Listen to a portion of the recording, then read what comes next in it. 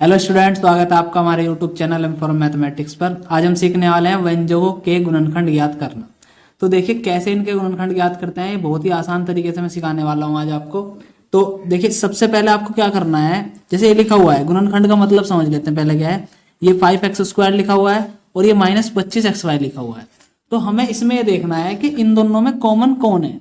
ठीक है, तो गुणनखंड का मतलब समझते हैं सबसे पहले। तो गुणनखंड जानते हैं सबसे पहले। देखिए गुणनखंड के लिए जैसे सपोज करो 21 के गुणनखंड करने हैं, तो हम कैसे किया करते थे। 21 के गुणनखंड सबसे पहले देखते थे किस से कटेगा। तो 3 से कट रहा था 7 बार, फिर 7 से कट गया 1 बार। तो 21 के जो गुणनखंड हुए वे क्या हुए, 3 × 7। ठीक है, तो गुणनखंड का मतलब ये होता है कि इनको अब इनके छोटे फैक्टर में नहीं तोड़ा जा सकता। ठीक है, तो जैसे सपोज करो 25 है, तो 25 को ऐसे लिख सकते हैं 5 × 5। ठीक है, ऐसे ही 36 हो गया, तो 36 को छोटे छोटे टुकड़ों में मतलब फैक्टर्स इसके कैसे लिख सकते हैं, 2 × 2 है ना। 2 दूनी 4, 4 तिया 12 और 12 तिया 36। तो इस तरीके से इनको क्या कहते हैं, गुणनखंड। तो किसी संख्या को गुणा के रूप में लिखना जो फिर दोबारा नहीं तोड़ी जा सकती है, फिर उन्हें गुणा के रूप में नहीं लिखा जा सकता, तो उसे हम क्या कहते हैं, गुणनखंड। जैसे अभी सपोज करो आप 48 लिया मैंने, 48 को क्या लिखा, 2 × 24। ठीक है, अभी 24 तोड़ा जा सकता है, तो आगे क्या लिखेंगे, 2 × 12 × 2 है ना।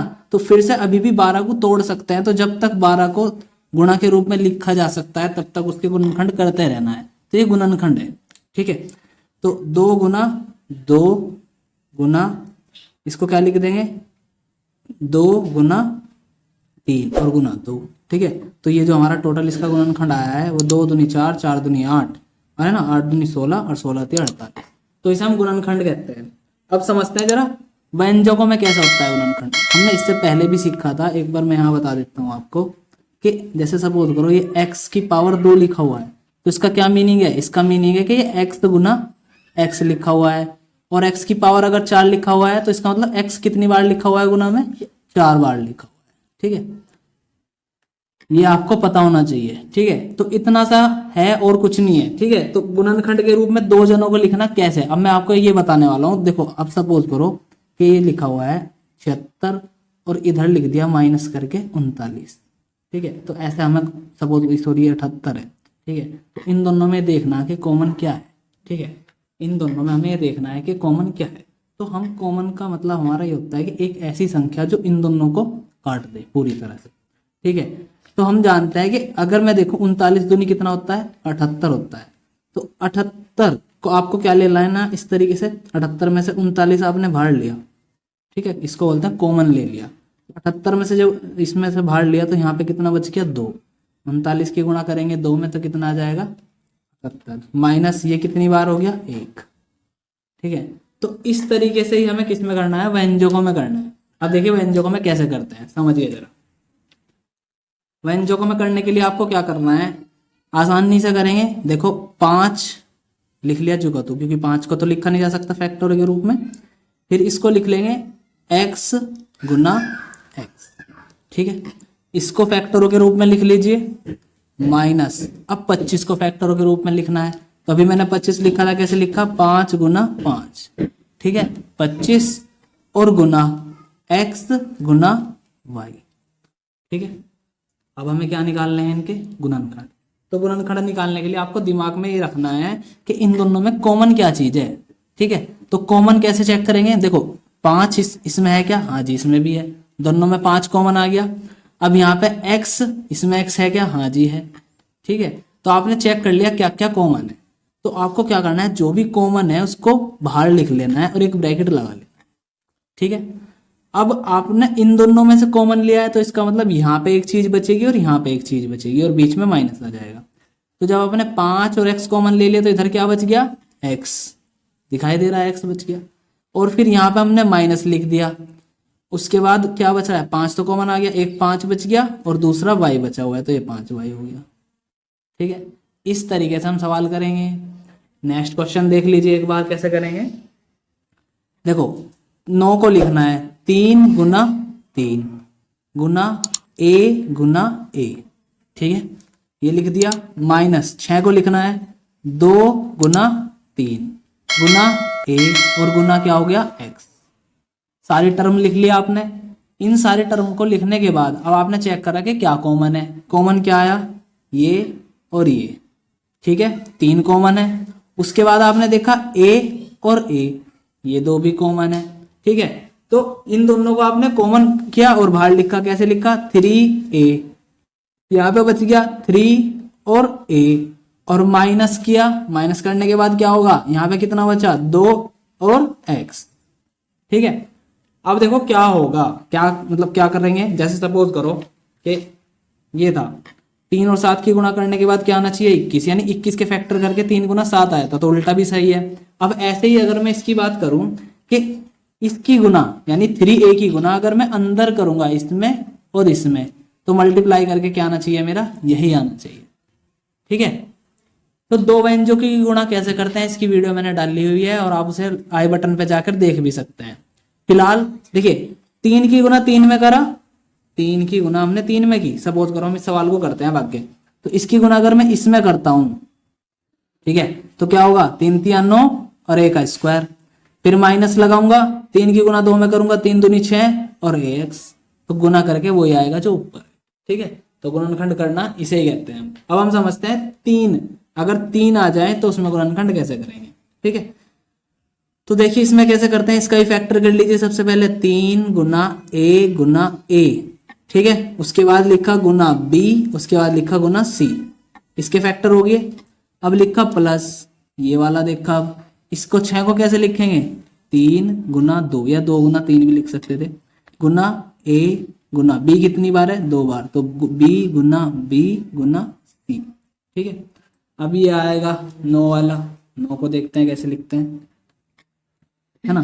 तो यहाँ पे लिख लेता हूँ मैं इसको, प्लस 9 को लिखेंगे 3 गुना 3, ठीक है, गुना a Guna b Guna c कितनी बार आ गया, c है 2 बार, गुना c, ठीक है, c 2 बार आ गया।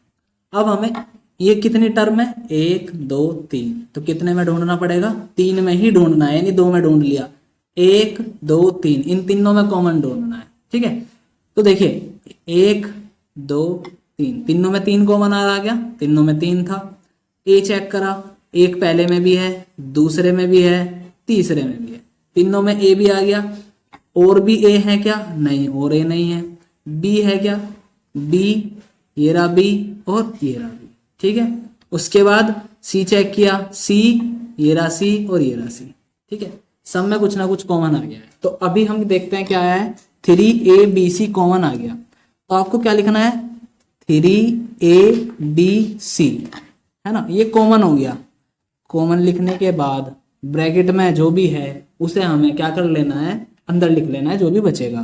तो देखो यहाँ पे क्या बचा, a बच रहा है, ठीक है, तो यहाँ पे लिख दिया a, प्लस यहाँ पे क्या बच रहा है, 2, और साथ में कौन बच रहा है, b, तो यहाँ लिख दिया 2b, प्लस यहाँ पे क्या बच रहा है, 3, और क्या क्या बच रहा है, और c, ये इसके आंसर हो गए, ठीक है।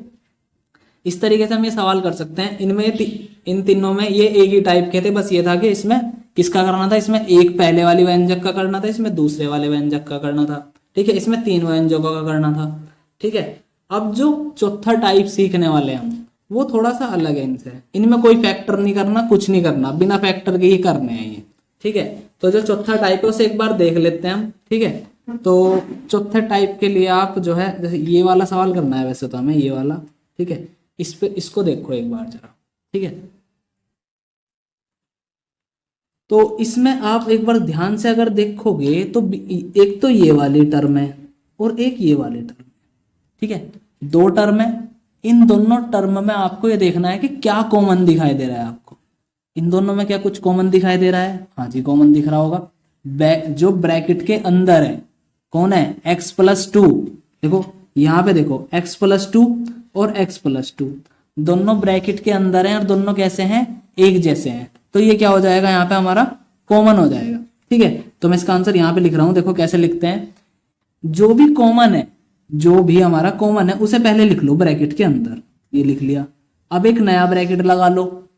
अब इधर जो आपने कॉमन लिया क्या बचा, x, तो आपने x लिख लिया। इधर कॉमन लिया तो क्या बचा, प्लस का 3, वो लिख दिया। ठीक है, तो ये थोड़े से अलग थे, है ना। इनमें हमें गुणनखंड वगैरह तो कुछ नहीं करने, बस आंसर लिख देना है अपना। ठीक है, ऐसे ही एक सवाल और करा रहा हूं, इस पे 2 सवाल करेंगे बल्कि हम इस पे। देखो जरा ध्यान से, देखो ये नीचे वाले 2 सवाल करेंगे हम इसके। ठीक है, कैसे करने हैं ध्यान दो जरा।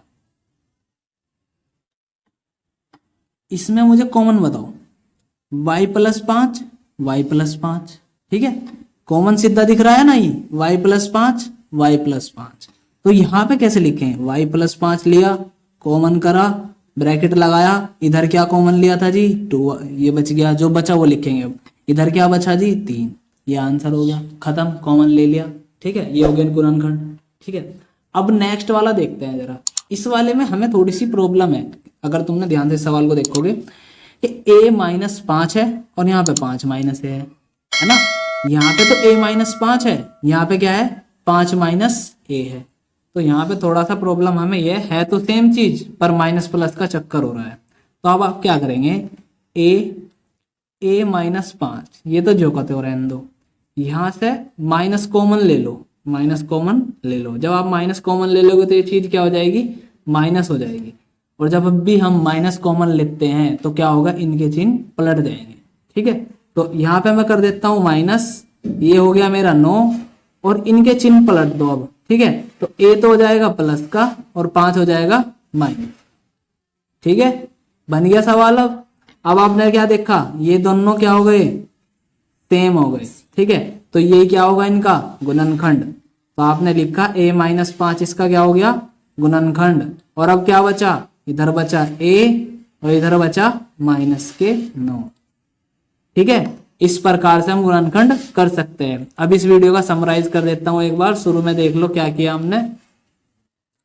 यहाँ पे देखो, हमने, हमारे पास 2 फैक्टर, 2 में से निकालना था हमें, इनके फैक्टर करने थे। तो हमने इनके पहले गुणनखंड लिखे, इसके भी गुणनखंड लिखे। ठीक है, उसके बाद जब हम गुणनखंड लिख देंगे, आपको क्या करना है, इन दोनों में देखना है क्या कॉमन है। जो भी कॉमन है उसे बाहर लिख लेना है, उसके बाद ब्रैकेट के अंदर जो बचा है वो लिख लेना है। ठीक है, इस तरीके से हमने सवाल किए। एक हमारा अलग टाइप का सवाल था, वो था ये वाला। ठीक है, इसमें हमें क्या करना है, पहले से ही हमें कुछ कॉमन दिखाई देगा तो हम उन दोनों को कॉमन ले लेंगे और बाकी जो भी बचेगा उसे ब्रैकेट में लिख देंगे। ठीक है, एक ये अलग तरीके का सवाल था। इसमें क्या करना था, इसमें ये था कि भैया a-5 था और दूसरा 5 - a था। तो इन वाले सवालों को देखने के हम देखेंगे कि क्या इसमें माइनस करके हम इसे उल्टा करके कर दें तो क्या ये इसके जैसा बन जाएगा क्या। तो हमने माइनस लिया बाहर और ये इसके जैसा बन गया, तो दोनों फैक्टर सेम आ गए। तो जब दोनों फैक्टर सेम आ गए, फिर वही पहले वाली प्रोसेस लगा दी, जो सेम है उसे पहले लिख लो और जो बच गया उसे बाद में लिख दो। ठीक है, इस तरीके से आप आसानी से ये वाले सवाल कर सकते हैं। ठीक है, इस प्रकार की वीडियो देखने के लिए सब्सक्राइब करें M4M मैथमेटिक्स चैनल को और अपने दोस्तों के साथ भी शेयर करें।